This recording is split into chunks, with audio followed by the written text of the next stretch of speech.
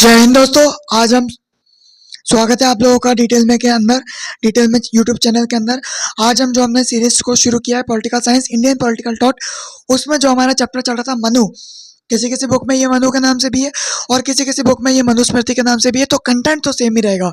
ठीक है, मनु ही राइटर है किसके, मनुस्मृति के। तो जो मनु सोचेंगे वो अपनी बुक भी वही बताएगी। ठीक है, तो चाहे आप मनुस्मृति के नाम से सर्च करेंगे, चाहे आप मनु के नाम से देखिए, किसी किसी बुक में मनु के नाम से भी आता है चैप्टर, किसी किसी बुक के अंदर ये मनुस्मृति के नाम से भी आता है। तो बात वही है, आपको पढ़ने तो मनु के ही थॉट्स है। ठीक है, तो पहला पार्ट ऑलरेडी अपलोड हो चुका है। जिन लोगों ने वो पार्ट नहीं देखा वो पार्ट को जरूर देखिए, जिसके अंदर हमने मनुस्मृति के बेसिक से इंट्रोडक्शन हमने देखा था। बेसिक तो नहीं कह सकते, एक अच्छा खासा वो इंट्रोडक्शन था। ठीक है, फिर मैंने आपको बताया कि मनुस्मृति को मनु संहिता और मानव धर्म शास्त्र और मनु संहिता और मनुस्मृति, इन तीन नामों से जो है वो मनुस्मृति को जाना जाता है। ठीक है, उसके बाद में अपन ने देखा कि मनुस्मृति के कुछ सपोर्टर्स है और मनुस्मृति के अगेंस्ट में कुछ लोग जो है वो काउंटर आर्ग्यूमेंट्स भी देते हैं। ठीक है, इस वाले ये जो है पार्ट 2 है। जिन लोगों ने पार्ट 1 नहीं देखा वो लोग पार्ट 1 को अच्छे से देखिए। ठीक है, और ये मनुस्मृति का पार्ट 2 है। लेकिन आगे बढ़ने से पहले मैं आपको ये बात बता दूं कि जिन लोगों ने चैनल को सब्सक्राइब नहीं किया वो सब्सक्राइब करिए, शेयर करिए, लाइक करिए और ज़्यादा से ज़्यादा कमेंट करिए। ठीक है, देखिए कमेंट करना, लाइक करना, शेयर करना, सब्सक्राइब करना बहुत ज़्यादा जरूरी है। यदि आप नॉलेज को केवल अपने पास रखेंगे तो इसका कोई बेनिफिट नहीं मिलेगा। ज़्यादा से ज़्यादा शेयर करिए ताकि जिन लोगों के पास में नॉलेज नहीं है या जिनको ये कंसेप्ट नहीं पता उनको भी जो है डिटेल में के अंदर ये वाला कंसेप्ट पता चले। डिटेल में के माध्यम से, आपके एक शेयर से जो है उनका थोड़ा सा सोचने की क्षमता उनके अंदर बढ़े। ठीक है, तो ज़्यादा से ज़्यादा आप लोगों को क्या करना है, शेयर करना है। पहली वाली वीडियो के अंदर, पहला वाला जो पार्ट था उसके अंदर मैंने आपको इंट्रोडक्शन बता दिया था। तो इंट्रोडक्शन लिखना बहुत ज़्यादा जरूरी, चाहे यूपीएससी हो, नेट, जेआरएफ, कॉलेज का कोई भी पेपर हो। लॉन्ग आंसर्स के अंदर हमेशा इंट्रोडक्शन लिखिए। कॉलेज के अंदर जैसे कि 20 मार्क्स का लॉन्ग क्वेश्चन आता है तो 5 नंबर इंट्रोडक्शन के होते हैं, 5 नंबर कंक्लूजन के होते हैं और 10 नंबर आपकी जो बॉडी होती है, बीच का जो मटेरियल होता है उसके होते हैं। ठीक है, तो इंट्रोडक्शन में आपको पहले वाले पार्ट के अंदर बता चुका हूँ। मनुस्मृति का कोई भी क्वेश्चन आ जाए इंट्रोडक्शन वहां से देखिए और वो इंट्रोडक्शन सेम रहेगा। यहाँ पर अपन शुरू करते हैं क्वासी कॉन्ट्रेक्चुअल थ्योरी। ये भी मैंने आपको पार्ट 1 के अंदर बता दी थी थोड़ी बहुत, दोबारा से मैं आपको बता देता हूँ कि ओरिजिन ऑफ द स्टेट हुआ कैसे। ठीक है, ये ओरिजिन ऑफ द स्टेट के ऊपर है। चाहे क्वेश्चन कैसे भी आ सकता है, चाहे आपसे क्वेश्चन पूछा जाए कि क्वासी कॉन्ट्रेक्चुअल थ्योरी बताइए या फिर ओरिजिन ऑफ द स्टेट की थ्योरी बताइए, तो बात सेम ही रहेगी। ठीक है, ओरिजिन ऑफ द स्टेट हुआ कैसे वो क्वासी ऑफ कॉन्ट्रेक्चुअल थ्योरी के अंदर बताया जाता है। ठीक है, तो यहाँ पर मनु ये बताते हैं कि जब तक मनुस्मृति को पहली जो है लॉ बुक मानी जाती है मनुस्मृति, और मनु जो है फर्स्ट लेजिस्लेटर माने जाते हैं। फर्स्ट लॉ गिवर भी अपन कह सकते हैं, बात वही है, और फर्स्ट लेजिस्लेटर भी कह सकते हैं जो कि रूल्स बनाते हैं, रूल्स एंड लॉ ऑर्डर बनाए। ठीक है, तो जब तक भैया मनुस्मृति नहीं है, बस इस कहानी को समझो, ये पूरा जो लिखा हुआ है वो आपको अपने आप समझ में आ जाएगा। ठीक है, जो मैं आपको बता रहा हूँ बस आपको वो समझना है हिंदी के अंदर। ठीक है, लिखने बैठोगे मेरी बात को आराम से सुन लो, आराम से आप लिख दोगे। ठीक है, होता क्या है कि जब तक मनुस्मृति नहीं आती तो उससे पहले अराजकता का सिस्टम चलता है। अराजकता मतलब कोई भी राजा नहीं, क्योंकि राजा होगा तो रूल्स एंड रेगुलेशन होंगे, तो रूल्स एंड रेगुलेशन ही बाद में आए, लॉ एंड ऑर्डर बाद में आया मनुस्मृति के। तो पहले तो लॉ एंड ऑर्डर नहीं था क्योंकि पहले राजा भी नहीं था। हिंदू मैथोलॉजी के अनुसार मनु जो है ना, इन्हीं को फर्स्ट ह्यूमन माना गया और फर्स्ट किंग भी मनु को माना गया। ठीक है, हिंदू मैथोलॉजी के अनुसार। तो इसमें यह बात बताई जाती है कि अब ये चीज़ें चल रही है, पहले भैया कोई भी राजा नहीं है, अराजकता का सिस्टम था। ठीक है, या फिर अपन ये भी कह सकते हैं कि जो मत्स्य न्याय था, लॉ ऑफ फिशेस, वो भी एग्जिस्ट करता था। तो उसमें क्या होता, उसमें जिस प्रकार से बड़ी मछली छोटी मछली को खा जाती है, उसी प्रकार से जो सोसाइटी के जो ताकतवर लोग थे वो कमजोर लोगों को शारीरिक और मानसिक शोषण किया करते थे और उनसे ज़्यादा से ज़्यादा क्या करते थे, अपना बेनिफिट उठाया करते थे। ठीक है, तो ये उनके साथ में एक्सप्लॉयटेशन होता था। अब लोग क्या हुए, पीड़ित हो गए, और बहुत ज़्यादा जब पीड़ित हुए तो गॉड से, यानी कि जो भगवान है, उनसे क्या करी, प्रार्थना करी कि आप हमको ऐसा किंग भेजिए, लॉ एंड ऑर्डर प्रॉपर होना चाहिए, किंग भेजिए जो कि क्या कर सके, न्याय कर सके। अब गॉड ने एक बात मान ली, हाँ किंग आएगा, लेकिन गॉड ने भी एक शर्त रखी कि वो किंग जो भी कुछ बताएगा वो सारी चीज़ें आपको माननी पड़ेगी। ठीक है, कोई भी आप उसमें ऐसा नहीं कि ये चीज़ नहीं मानेंगे और ये वाली चीज़ मान लेंगे, ऐसा नहीं, सारी चीज़ें आपको माननी पड़ेगी। इसी को कहते हैं, एक एक डिमांड दोनों की फुलफिल हुई, पीड़ित लोगों की और गॉड की, तो इसी को अपन कहते हैं क्या, क्वासी कॉन्ट्रेक्चुअल थ्योरी। और ये जो क्वासी कॉन्ट्रेक्चुअल थ्योरी है ये मनुस्मृति के चैप्टर नंबर 7 के अंदर दी गई है, ठीक है। In the original text Manusmriti में ये साफ साफ लिखा हुआ है कि जो लोग मूव नहीं कर पाते, यानी कि जिन लोगों में ताकत नहीं है, मूव का मतलब यहाँ पर ताकत है, जिन लोगों में ताकत नहीं है वो लोग खाना बन जाएंगे। किनका? जो लोग मूव कर रहे हैं, जिनमें ताकत है उनका, ठीक है। तो ईटिंग और किलिंग का यहाँ पर कंसेप्ट चलता था कब तक? जब तक मनुस्मृति नहीं आई थी, ठीक है। और ये जो मूव कर पाएंगे वो लोग खाना बना लेंगे। किसको? जो मूव नहीं कर सकते, यानी कि जो ये जो सिस्टम चलता था बैड सा इंफीरियर सिस्टम जो चलता था, लोगों को शारीरिक और मानसिक शोषण जो किया जा रहा है, ये जब तक हो रहा है जब तक मनुस्मृति नहीं आई थी, जब तक, ठीक है। हॉस्बियन का यहाँ पर यह मानना है जब तक स्टेट ऑफ नेचर कैसा था, पहले लाइफ कैसी थी, ब्रिटिश, बहुत ज़्यादा एक्सप्लॉयटेशन हो रहा है, शॉर्ट एक्सप्लॉयटेशन होगा तो लाइफ एक्सपेक्टेंसी तो कम होगी, लोग 100 साल तक तो ना जिएंगे, जब तक वो जवान है, जब तक काम कर रहे हैं, जब तक जिएंगे, उसके बाद में वो एक्सप्लॉयटेशन से मर जाएंगे, ठीक है। और नेस्टी, बहुत ज़्यादा उनकी कंडीशन क्या थी, पुअर थी, इन्फीरियर कंडीशन थी। इन्फीरियर का मतलब होता है जो कि पुअर से भी खराब हो, ठीक है। ये हो गया आपको क्वासी कॉन्ट्रेक्चुअल थ्योरी। नेक्स्ट अपन देखते हैं आइडियल्स ऑफ अ किंग। एक किंग के क्या क्या आइडियल्स होना चाहिए, यानी कि किंग किस किस प्रकार का होना चाहिए वो इसमें बता रखा है, ठीक है। तो एक चीज़ मैं आपको बता दूं कि देखिए इंडिया में जो किंग चलता है, जो मनुस्मृति में जो किंग बताया गया वो डिवाइन किंग नहीं है। वेस्ट में जो किंग आएगा, वेस्टर्न कंट्रीज में जो किंग चलेंगे वो डिवाइन किंग होंगे, गॉड के रिप्रेजेंटेटिव होंगे। इंडिया में जो किंग चलेगा भैया वो गॉड के कुछ कैरेक्टरिस्टिक्स को लेकर आएगा, गॉड नहीं है, ना ही गॉड का कोई रिप्रेजेंटेटिव है, बस गॉड के कुछ कैरेक्टरिस्टिक्स, गॉड एंड गॉडेसेस के, जिसमें कि इंद्रदेव, वरुण देव, कुबेर जी, है ना, एंड मेनी मोर। तो उनके कैरेक्टरिस्टिक्स को लेकर आएगा। सेकंड पॉइंट, ही यानी कौन? किंग के लिए इस्तेमाल किया जाता है, ठीक है, ही। तो जो किंग है वो लॉ से ऊपर नहीं है। अब वेस्ट में, ये तो इंडिया की बात होगी, अब वेस्ट में देखिए किंग वो डिवाइन किंग है, यानी कि उसको किसने भेजा है? गॉड ने भेजा है, ठीक है। और वो किसी भी प्रकार से, फोर्थ पॉइंट में यही बता रखा है, किसी भी प्रकार से लॉ के अबव, मतलब लॉ में बंधा हुआ नहीं है। कोई भी लॉ वो यदि बना रहा है तो वो जनता के लिए है, वो रूल्स एंड रेगुलेशन उसके लिए नहीं है, किंग के लिए वो नहीं है, वो लॉ से अबव है। कोई भी लॉ उसका बनाया वो उसके लिए नहीं है, वो तो कॉमन मासेस के लिए, वो तो जनता के लिए, ठीक है। तो ये कंसेप्ट था आइडियल्स ऑफ अ किंग का। और आगे इसमें ये भी बताते हैं यदि कोई ऐसा किंग हो जाए जो रूल्स एंड रेगुलेशन कोई भी उसके लिए ना हो तो क्या होगा, एक किंग वो ऑटोक्रेटिक किंग बन जाएगा और जैसे चाहेगा वैसे अपने राज्य को रन करेगा, पर्सनल इंटरेस्ट को पहले सिक्योर करेगा और नेशन इंटरेस्ट को वो बाद में सिक्योर करेगा, ठीक है।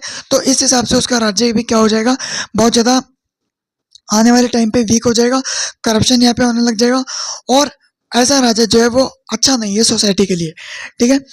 कैरेक्टरिस्टिक्स की यदि बात करें तो मनुस्मृति में किंग को जो है वो ओशन की तरह बता रखा है, जिस प्रकार से ओशन ऊपर से कैसा होता है, एकदम काम, लेकिन डीप यदि अपन देखें ओशन के अंदर तो वो डीप है और टर्बुलेंट है। उसी प्रकार से एक राजा ऊपर से साधारण सा दिखता है लेकिन उसके अंदर जो है वो दूरदर्शी होना चाहिए, उसको इतना ज्ञान होना चाहिए कि आने वाले टाइम पे हम राज्य को कैसे प्रोग्रेस करवाएंगे या आने वाले टाइम पे कौन कौन सी विपदाएं आने वाली है राज्य के ऊपर, ये सब उसको नॉलेज होनी चाहिए। अब सेकंड पॉइंट देखिए राजा की क्या क्या कैरेक्टरिस्टिक्स है, यानी कि राजा एक पढ़ा लिखा होना चाहिए, एजुकेटेड, इंटेलेक्चुअल का मतलब होता है उसमें सोच विचार करने की क्षमता होनी चाहिए, रैशनल होना चाहिए, सही गलत का उसमें ज्ञान होना चाहिए और मॉरल वैल्यूज उसके अंदर होनी चाहिए, ठीक है। ऐसा नहीं कि पढ़ा लिखा तो है लेकिन सही गलत का ज्ञान नहीं है, किसी के साथ गलत हो रहा है तो मुंह फेर लिया, ऐसा नहीं।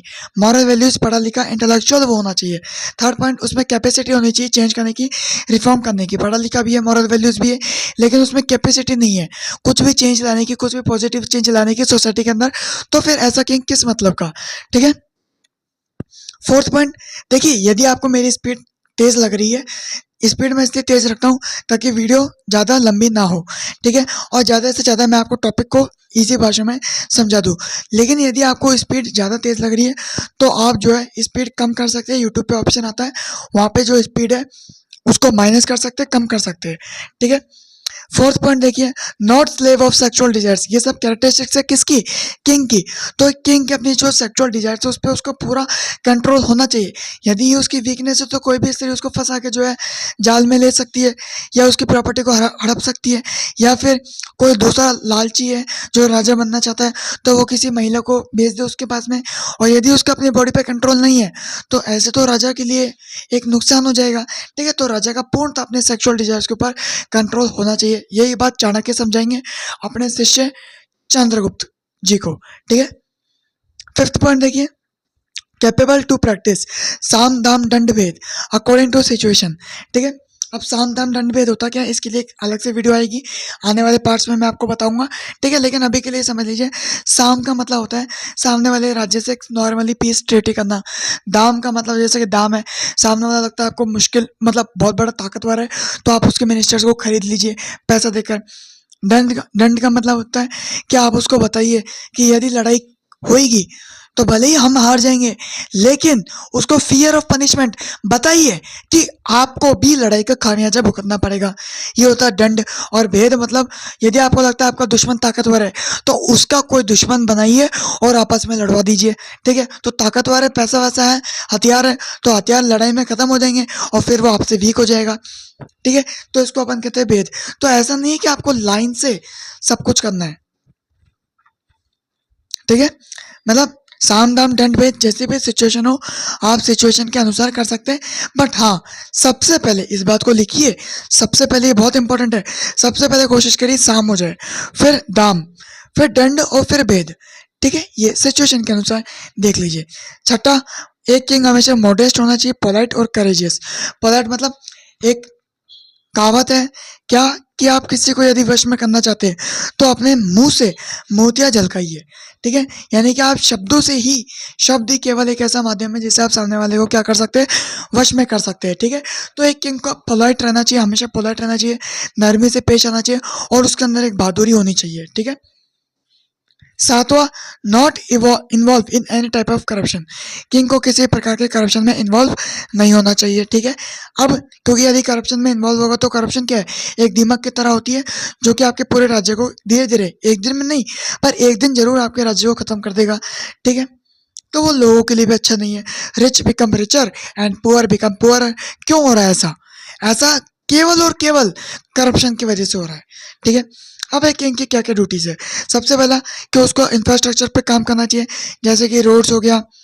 ठीक है, उस जमाने में भी रोड्स हुआ करती थी, रोड्स हो गई। ठीक है, या फिर सी के साथ में ट्रेड रूट्स जोड़े, पानी के माध्यम से ट्रेड करें ताकि कॉस्ट कम से कम आए। ठीक है, तो ये सब जो इंफ्रास्ट्रक्चर है ये उसको बनाना चाहिए किंग को। एयरपोर्ट और रेलवेज तो आएगी नहीं क्योंकि उस टाइम पे चलती नहीं थी, लेकिन रोड्स हो गया, पानी के जो रूट्स हैं उसको डेवलप करे, ये किंग की रिस्पॉन्सिबिलिटी बनती है, ये ड्यूटीज है किंग की। ठीक है, second point, take care of orphans and destitutes. Orphans and destitutes वो लोग होते हैं जो कि बहुत ज़्यादा गरीब है, अनाथ है, हालांकि जिसका कोई नहीं होता उसके, जो अनाथ है उसके भोलेनाथ है। ठीक है, जो अनाथ है उसके भोलेनाथ है। तो लेकिन फिर भी किंग की रिस्पॉन्सिबिलिटी बनती है कि वो ऑर्फन्स जो है, डेस्टिट्यूट्स जो है, उनका क्या रखे, ध्यान रखे। ठीक है, third point, respect Brahmans and touch their feet. King क्या ये ड्यूटी बनती है कि वो सुबह उठने के बाद में एक जो भी ब्राह्मण से उसके दरबार में उनके क्या करें, पैर छुए। यही पॉइंट मैंने आपको बताया था फर्स्ट पार्ट के अंदर, जिसके अंदर अपन काउंटर आर्गुमेंट्स को पढ़ रहे थे। तो किंग जो ब्राह्मण से वो बोलते हैं कि इसमें क्षत्रिय के डोमिनेंस है, क्योंकि राजा बनने का अधिकार हमेशा क्षत्रिय को है, और क्षत्रिय बोलते हैं कि एक किंग को हमेशा ब्राह्मण के रेस्पेक्ट करना चाहिए, पैर छूना चाहिए। तो इसमें ब्राह्मण की डोमिनेंस है मनुस्मृति के अंदर, तो दोनों एक दूसरे पे जो है वो कटाक्ष करते हैं। फोर्थ पॉइंट देखिए, get up early in the morning. ठीक है, एक किंग को सुबह जल्दी उठना चाहिए, ये तो किंग को ही नहीं बल्कि सब हर किसी को जल्दी उठना चाहिए। पांचवा, not sleep in the afternoon. दिन में एक किंग को नहीं सोना चाहिए। छठा, check on the corruption activities. Corruption को उसको रोकना चाहिए, जैसे कि मैं आपको बता चुका हूँ, करप्शन एक दिमाग की तरह होता है, यदि करप्शन होगा तो आपका राज्य कभी भी ग्रो नहीं कर पाएगा। ठीक है, तो उसको करप्शन जैसी एक्टिविटीज को रोकना चाहिए। सातवां, किंग सपोर्टेड टू एक्वायर 4 पुरुषार्थ। 4 जो पुरुषार्थ होते हैं, कौन कौन से, आपका धर्म, अर्थ, काम और मोक्ष। ठीक है, तो इसमें चारों को जो है, धर्म मतलब गेन करना, धारण करना, किसको, मॉरल वैल्यूज को, यही धर्म होता है। मोक्ष, freedom from the cycle of life and death. आज हम इस मनुष्य योनि में अलग अलग योनियों में जाएंगे तो हमको फ्रीडम मिल जाती है लाइफ एंड डेथ के साइकिल से। मोक्ष, अर्थ मतलब मेटेरियलिस्टिक सेटिस्फेक्शन, और काम मतलब जो सेक्सुअल डिजायर से वो।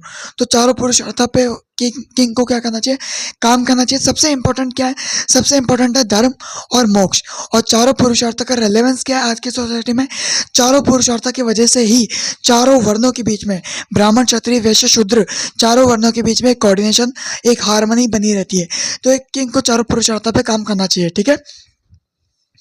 स्वामी दयानंद सरस्वती जी भी यही बताते हैं कि एक स्टेट का काम केवल मेटेरियलिस्टिक सेटिस्फेक्शन, अर्थ करना ही नहीं है, उसका काम धर्म और मोक्ष की जानकारी भी देना है, ये भी स्टेट का काम है, ठीक है। 8वां देखिए, किंग प्रोवाइड सिक्योरिटी, रक्षण टू द पीपल। अब एक किंग को जो है सिक्योरिटी देना, ये बहुत ही इंपॉर्टेंट फैक्टर है। जहाँ पे सिक्योरिटी होगी वहीं के लोग क्या होंगे, खुश होंगे। यदि बात बात में डकैत आ रहे, थीव्स आ रहे, तो वहाँ वो जो राज्य है वो राज्य से क्या हो जाएगा, दुखी हो जाएगा। तो एक किंग की रिस्पॉन्सिबिलिटी बनती है कि वो वहाँ पर क्या करे, अच्छे से अच्छे अपनी जनता को सिक्योरिटी दे। तो सिक्योरिटी दो तरीके से दे सकते हैं। एक होते हैं ओपन थीव्स, जो कि जैसे फॉर्चून टेलर्स जो कि भविष्यवाणी बता देते हैं, वो डॉक्टर्स ये जो कि अपनी पोस्ट का गलत इस्तेमाल करते हैं। और एक होते हैं आपके सीक्रेट थीव्स जो कि डकैत हो गए एक्सेट्रा। आपको जुडिशरी के यहाँ पे रूल्स है, जैसे कि फर्स्ट पॉइंट में बता रखा है, कोई रिच व्यक्ति है, यदि वो क्राइम करता है या फिर क्राइम होते हुए देखता है तो उसकी जो प्रॉपर्टी है वो क्या कर ली जाएगी, जब्त कर ली जाएगी, ठीक है। पुलिस और अदर जो एडमिनिस्ट्रेशन से रिलेटेड जो मिनिस्टर्स है, यदि वो क्राइम पे, जहाँ पे क्राइम हो चुका है, ठीक है, यदि वो वहाँ पे लेट पहुँचते तो उनको भी सजा मिलेगी, उन पे फीस लगाई जाए, मतलब उन पे जो है फाइन लगाया जाएगा, ठीक है, या फिर उनको जो है सस्पेंड भी किया जा सकता है। अब देखिए डिग्री ऑफ पनिशमेंट जो है वो सभी के लिए अलग अलग है। एक तो हर क्राइम की जो पनिशमेंट है वो अलग अलग होती है, और वर्नास के अनुसार भी पनिशमेंट अलग अलग है। जैसे कि यदि किसी ने सेम क्राइम किया है और वो ब्राह्मण और क्षत्रिय है, क्योंकि उनके पास में वेदास की नॉलेज है, तो नॉलेजेबल व्यक्ति यदि कोई क्राइम करता है तो वो क्राइम नहीं है, वो गलती नहीं है, वो अपराध है, वो क्राइम बन जाएगा बहुत बड़ा, तो उनको पनिशमेंट ज़्यादा। और यदि कोई वैश्य शूद्र करते हैं तो उनके पास तो नॉलेज की कमी है, ठीक है, तो नॉलेज की कमी है, तो इसलिए उनकी जो पनिशमेंट है वो कम है। पनिशमेंट होगी पर पनिशमेंट क्या होगी, कम होगी, ठीक है। तो नेक्स्ट टैक्सेशन वाला जो है वो मैं आपको अगली वीडियो में बता दूंगा, क्योंकि वीडियो काफ़ी लंबी हो जाएगी वरना। टैक्सेशन वाला ज़्यादा नहीं है, ठीक है। यदि आप लोग नोट्स लेना चाहें तो एक स्क्रीनशॉट यहाँ से ले लीजिए, और ये एक स्क्रीनशॉट यहाँ से ले लीजिए। तो टैक्सेशन वाला बहुत कम है, लेकिन फिर भी यदि मैं बताऊँगा भी तो वीडियो क्या हो जाएगी, बहुत ज़्यादा लंबी हो जाएगी, ठीक है। तो आज जितना मैंने आपको पढ़ा दिया है, quasi contractual theory, origin of the state कैसे हुआ, ideals of a king, characteristics of a king, और एक ड्यूटीज ऑफ द किंग, तो इन सब चीज़ों को आप लोग पढ़िए। सब जुडिशरी रूल्स को भी आपको पढ़ना है, डिग्री ऑफ पनिशमेंट इसको आपको पढ़ना है, ठीक है। ये बहुत ही ज़्यादा ज़रूरी है, बहुत ज़्यादा इंपॉर्टेंट है, आपको पढ़ना है। और जो भी इंट्रोडक्शन है वो इंट्रोडक्शन के लिए आप मेरे पहले वाले पार्ट को देखिए, ठीक है। मनुस्मृति का जो पहले वाला पार्ट है उसको आप देखिए। वीडियो को यदि आपको पसंद आती है वीडियो तो ज़्यादा से ज़्यादा लाइक करिए, सब्सक्राइब करिए, शेयर करिए, और अपने दोस्तों के साथ में शेयर करिए।